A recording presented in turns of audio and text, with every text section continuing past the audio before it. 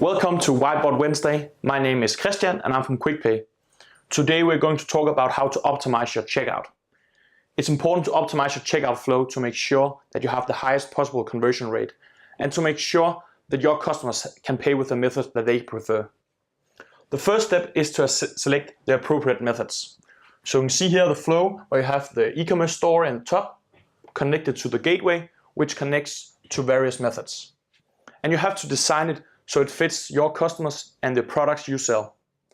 So if you sell very expensive products, you have to have payment methods with high credibility, and smaller products and services, perhaps convenience is the major part.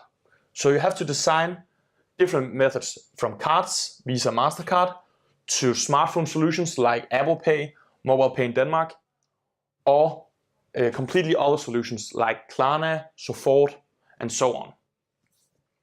The next step is to minimize the steps in the checkout flow. So the first thing you can do is use one-click payments. With one-click payments, the customers save their card information directly in the shop. So they only have to fill it out once. And the next time they just log into the shop and then can pay without filling it in. And all the data is stored securely at the gateway.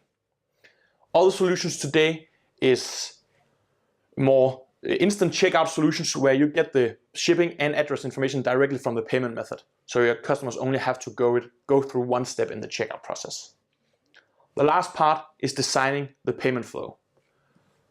Normally we say that large brands, known brands for the customers, can design their payment flow a lot more than smaller brands. Using the regular payment window, you can design it to completely look like your shop, or you can use an embedded solution where the customer fills in their payment information directly in your shop. If you're a smaller brand, less known, perhaps you want to use the payment window known for a gateway where your customers are used to paying in a payment window just like this.